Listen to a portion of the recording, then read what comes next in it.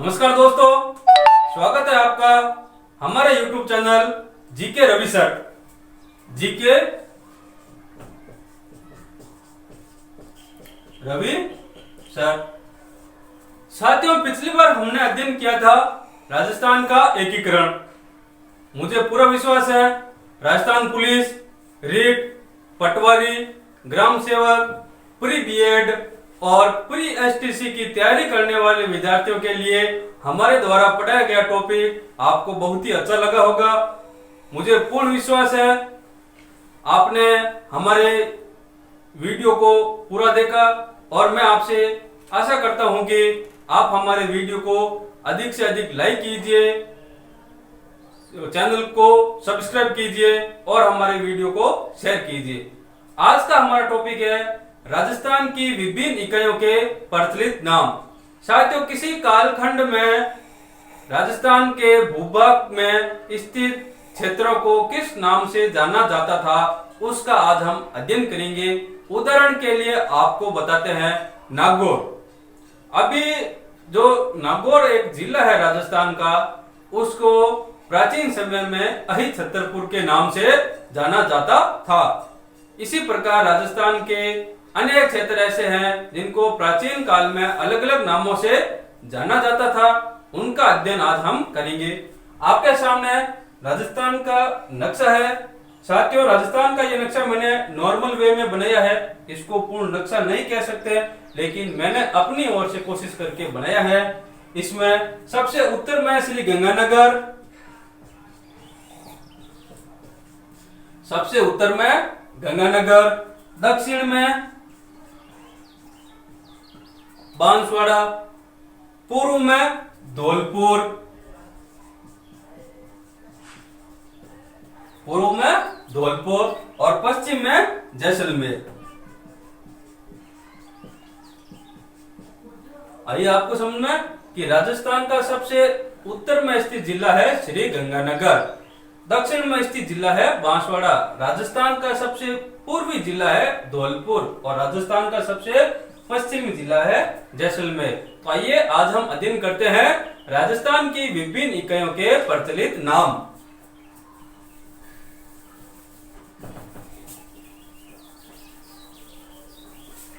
साथियों, हमारी टीम की ओर से आपको 100% पढ़ाने की कोशिश की जाएगी। मुझे पूरा विश्वास है हमारे द्वारा पढ़ाए गए टॉपिक आपको पसंद आते होंगे।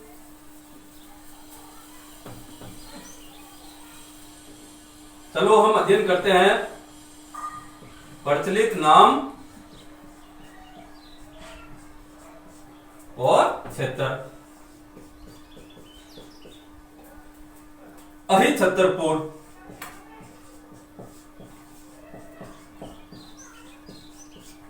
अहि छतरपुर। नागौर, नागौर का प्राचीन समय में प्रचलित नाम था अहि छतरपुर। साथियों, काफी प्रतियोगिता परीक्षा में यह सवाल पूछा जा चुका है कि नागौर का प्राचीनतम नाम क्या है। अहि छतरपुर। योधे, योधे के अंतर्गत श्री गंगानगर और हनुमानगढ़ जिले आते हैं।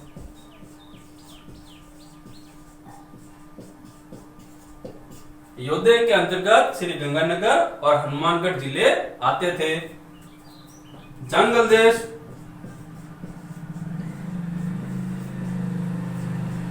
जंगल देश के अंतर्गत बीकानेर का भूभाग, बीकानेर जंगल देश के अंतर्गत आता था।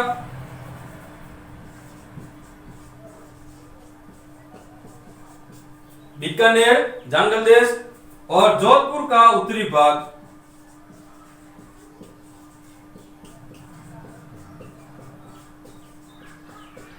जोधपुर का उत्तरी भाग जंगल देश के अंतर्गत आता था। मांड या वलदेश, मांड या वलदेश जैसलमेर।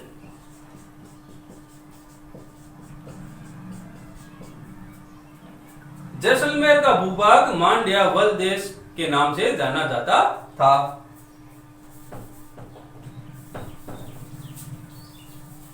आगे हम अध्ययन करते हैं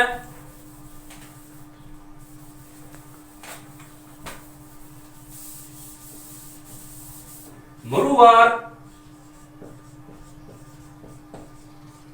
या मारवाड़। जोधपुर के आसपास का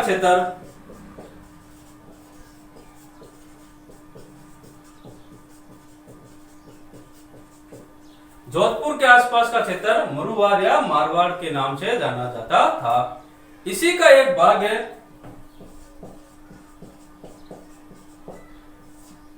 गुर्जरत्र, जोधपुर का दक्षिणी भाग।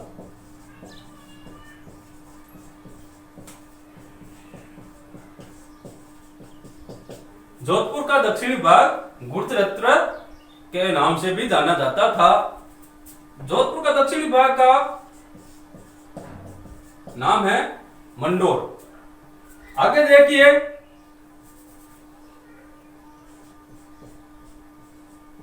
गोडवाड़। गोडवाड़ के अंतर्गत साथियों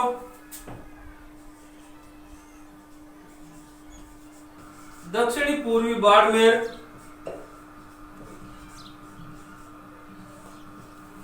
जालोर और पश्चिमी सिरोही आते थे।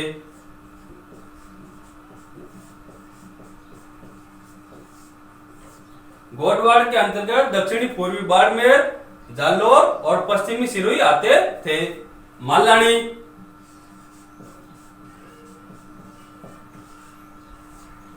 मालानी के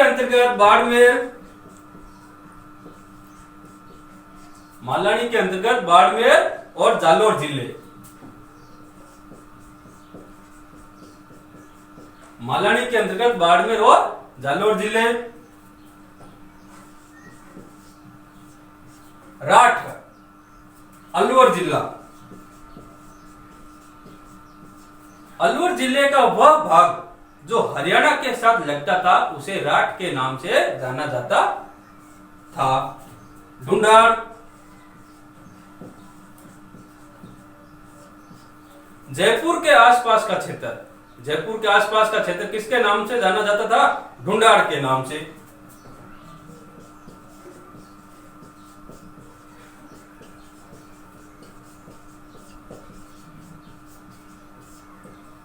आगे समझ में गिरवा,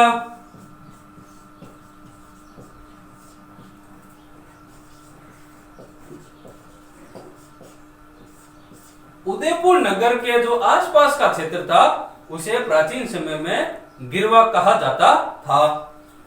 सिवी, मेदपाट या मेवाड़। सिवी, मेदपाट या मेवाड़। उदयपुर और चित्तौड़गढ़, इसके अंतर्गत कौन कौन से क्षेत्र आते थे? उदयपुर और चित्तौड़गढ़ को प्राचीन समय में सिवी, मेदपाट या मेवाड़ या प्रागवाट भी कहते थे। उदयपुर और चित्तौड़गढ़, इनको प्राचीन समय में प्रागवाट के नाम से भी जाना जाता था। इसके नाम से भी जाना जाता था, प्रागवाट के नाम से भी जाना जाता था।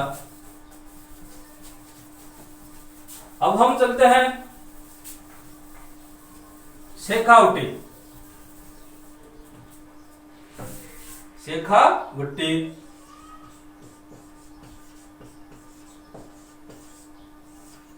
चूरू, सीकर और झुंझुनू। चूरू, सीकर और झुंझुनू। चूरू, सीकर और झुंझुनू को प्राचीन समय में शेखावटी के नाम से भी जाना जाता था। इसके अलावा एक और आता है तोरावटी।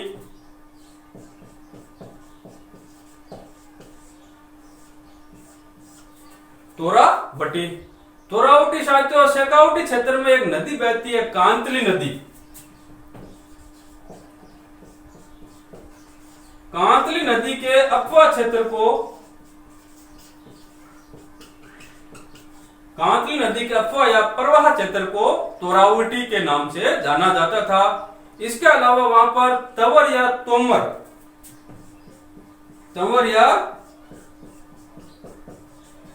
तोमर वंश के शासकों का राज था, इसलिए उस क्षेत्र को तोरावटी के नाम से जाना जाता है।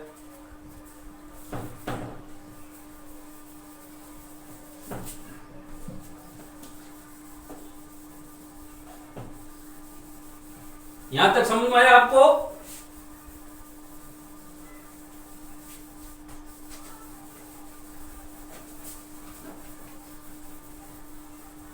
हाड़ौती,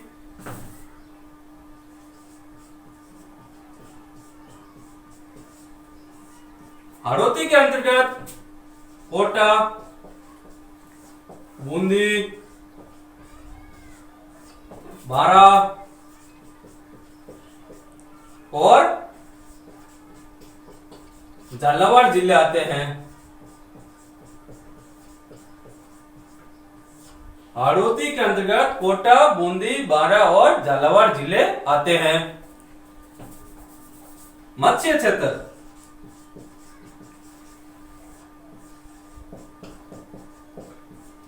साथियों प्राचीन समय में मत्स्य क्षेत्र के अंतर्गत धौलपुर, अलवर,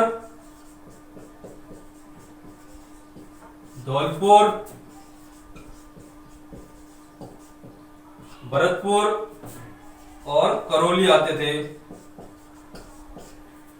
अलवर, भरतपुर, धौलपुर और करौली के क्षेत्रों को प्राचीन समय में किस नाम से जाना जाता था? मत्स्य क्षेत्र के नाम से जाना जाता था। डांग क्षेत्र,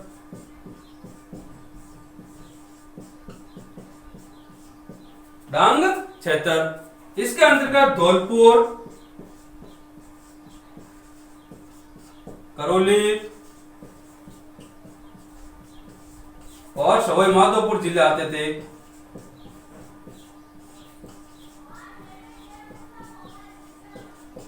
धौलपुर, करौली और सवाई माधोपुर जिले आते थे।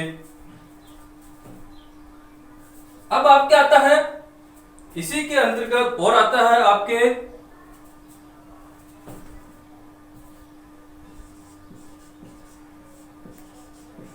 ऊपरमाल का पठार, भीलवाड़ा और चित्तौड़गढ़।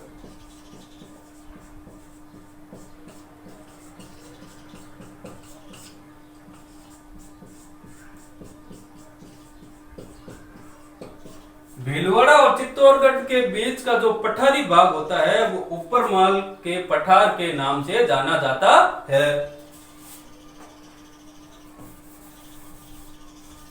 आगे है आपके साथियों बोरट का पठार।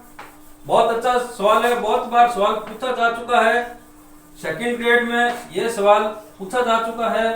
बोरट का पठार किन किन के बीच में स्थित है?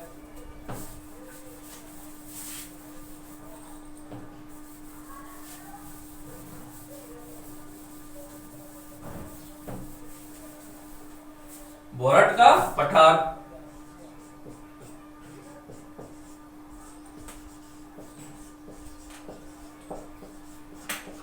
बोरट का पठार। उदयपुर की गोगुंदा तहसील,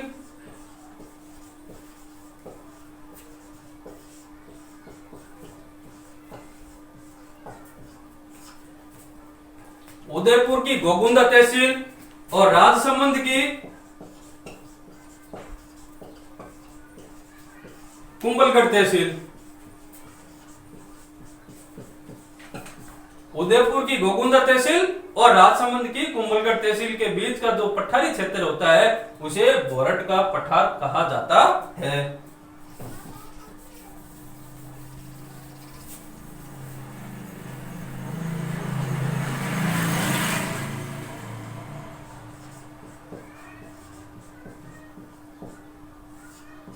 मेरवाड़ा, अजमेर और राजसमंद का दिवेर क्षेत्र।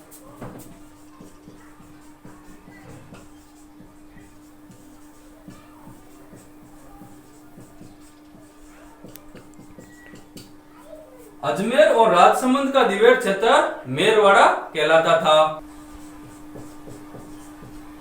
वागड़िया, वागवार, डूंगरपुर, बांसवाड़ा और प्रतापगढ़। प्राचीन समय में डूंगरपुर, बांसवाड़ा और प्रतापगढ़ का जो क्षेत्र था वो किस नाम से जाना जाता था? वागड़िया, वागवार के नाम से जाना जाता था। अबूर्दिया, चंद्रावती, अबूर्दिया, चंद्रावती, सिरोही और आबू के आसपास का क्षेत्र, सिरोही और आबू के आसपास का क्षेत्र अबूर्दिया चंद्रावती के नाम से जाना जाता था। तो साथियों, आज के लिए हमारा टॉपिक इतना ही। आपको हमारा टॉपिक कैसा लगा प्लीज कमेंट करके जरूर बताइए और हमारे चैनल को सब्सक्राइब कीजिए, हमारे वीडियो को लाइक और शेयर कीजिए। धन्यवाद।